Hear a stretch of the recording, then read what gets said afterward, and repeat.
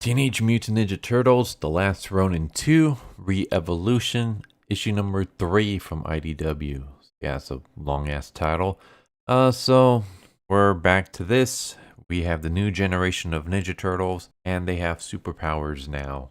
So we start off where the last one ended, where we have Yi unleashing her powers that she's just unlocked, which is basically electricity. So she's created an electrical force field around her, and she's blocking a car from falling on her and her family. And then we have like a flashback for some reason where she was younger and she can't sleep and she sees like electricity on her hands. So she goes to talk to her grandma, April O'Neil, and she basically asks if they're monsters.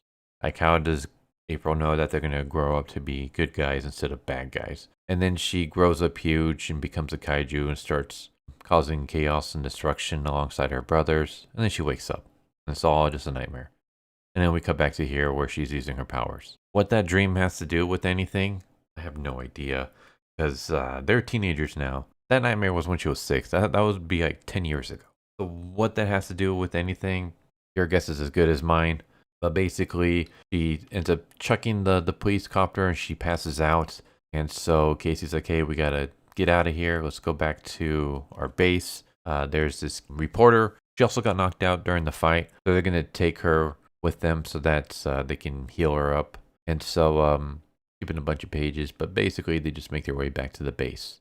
And she asks, like, what happened? Did I mess everything up? And they're like, no, you did good, kid. Like, you saved our butts. And that's when April's like, all right, I'm going to run some tests on Moja and Yi. These are the two that have unleashed their powers so far. Because I want to figure out what the hell's going on. Why do they have superpowers all of a sudden? As they're about to get tested, he asks Moja, do you think we're monsters? And then once again, like, April has to basically say, you're not monsters. You're brave ninjas who protected their family.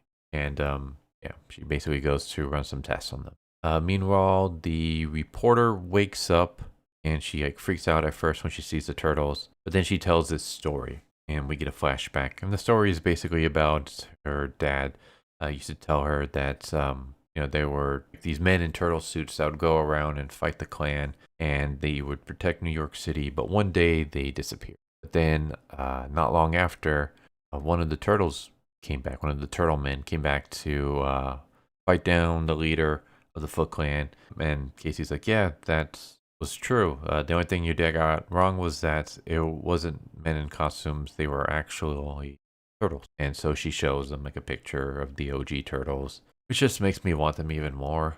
I don't really care for this new generation. I'm trying to give them a chance, but they're just not clicking with me. Meanwhile, we have April, and she is talking to Honeycutt, who is now just a AI basically. And he believes that this ability that's been unlocked is just like the next evolutionary stage. That basically they're unlocking these powers because they're going through puberty. And that's why powers are getting unlocked now and they weren't before. And he also mentions how when April used a mutagen on the mutant turtles, like this new turtles, to turn them into these mutants, she used some of the DNA from Michelangelo. And Michelangelo had traces of radiation. He had elevated radiation levels from the time he spent in China, which was during the Last Ronin Lost Years. So they're thinking could be a possibility that that's why they're developing powers. Like, we don't know for sure. We're going to have to continue running tests. We also have to make sure that the radiation levels are like going to be benign and not at a level that should concern them. And then that's when they end up getting attacked. Honeycutt ends up getting hacked, and a bunch of purple dragons start storming the place. And we have hints that Uno may have some kind of psychic abilities because he's able to like sense things. Like, he's able to know that there's still a battle going on out in the city. He's able to know that they're about to be attacked and that the people attacking them are like within the base before April and them get alerted. So there's hints that that's what his ability is going to be. So yeah, we had the purple dragons breaking into the base, and I'm going to stop it there because I don't want to spoil everything. I would say that I don't know. I'm not feeling this series. Like, I think Last Ronin, I think what happened was it was planned to be a miniseries. It ended up getting very, very popular. It sold well. It was critically acclaimed. And now they're just trying to milk the hell out of this universe. And so you had the last years, or lost years, I should say. You had like a couple of other, I think you had like another one shot with Casey and the new generation of turtles. And now you have this series. I think Last Ronin should have just ended with Last Ronin. Like, even the Lost Years should not have been made. It should have just stayed a series, and that's it. End it with Mikey. Like, once Mikey dies, like, he's the last turtle. Once he dies, the turtles die with him. No more like trying to milk this universe with the new generation. I'm not feeling it. They don't really have personalities that stand out as much as the OG turtles did. Their designs they're overly designed. The OG turtles are just very simple in their designs, and it works better that way. But now, like, they're overly dressed, they're overly designed. Rather than each one having a specialty, they all use the same weapons. Like, every single one of them uses a sword, uses a nunchuck, uses a sai, uses a bow staff. They use all the weapons. So there's no like originality in that regard. All their fighting styles are the same. And now they have superpowers on top of everything else. What is this? Why do we have overly dressed turtles using all the weapons and with superpowers? The beautiful thing about the Ninja Turtles is that it was so simple. It was just, here's these mutant turtles. They each have their own personality. They each have their own weapon style that fits with their personality in some way. And that's it. No superpowers, none of that kind of nonsense. So yeah, I'm not feeling this whatsoever. Last Ronin was amazing. I love that series. It's one of those where I both love it and I hate it.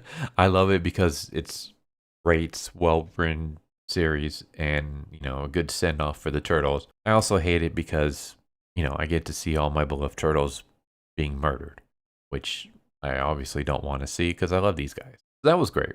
It should have just ended with that. And the more I read of this series, like the more new issues we get of this series, the more I start believing in that we should have just ended with The Last Ronin. And that's it. No more spin-offs, no more prequels, no more sequels, none of this stuff. Just keep it at The Last Ronin. Let it die with Mikey. That's it. I'm not feeling this series whatsoever. That's Teenage Mutant Ninja Turtles, The Last Ronin 2, Re-Evolution, issue number 3. Don't care for this series so far. I'm going to keep reading it just because, I'm already this far. Might as well keep going, see if things change for the better. But at this point in time, I'm not feeling these characters at all. I think Casey Marie Jones was written better in The Last Ronin. I don't like the way she's written here too much.